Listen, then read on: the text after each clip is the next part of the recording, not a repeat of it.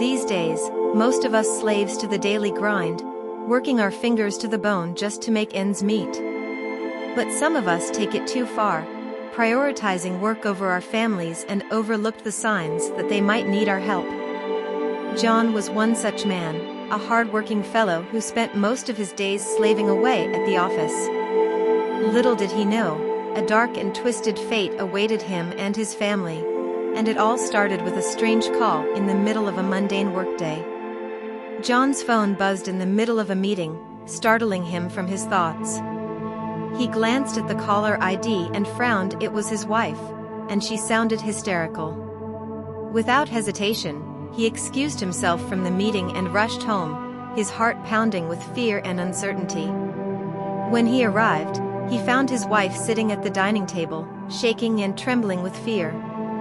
The room was silent except for the sound of roaches crawling on a cake that sat on the table. John was taken aback by the sight, but he couldn't understand why his wife was so distraught over a few bugs. Annoyed, he scolded her for calling him home for such a trivial matter and turned to leave. John's wife's tears streamed down her cheeks. There is something below the table, a dark shadow hiding under the table. Their son had been tied up by a strange man below the table, covered in roaches, with a perverted grin on his face.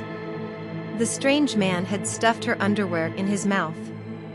Panicking, the wife knew that her and her child's lives were at risk.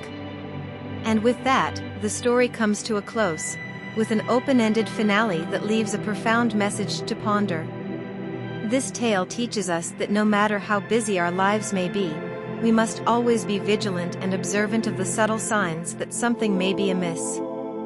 For in the blink of an eye, everything we hold dear can be taken away from us, leaving us with nothing but regret and sorrow. If you enjoyed this thought-provoking short story, be sure to stay tuned for future installments and follow our channel.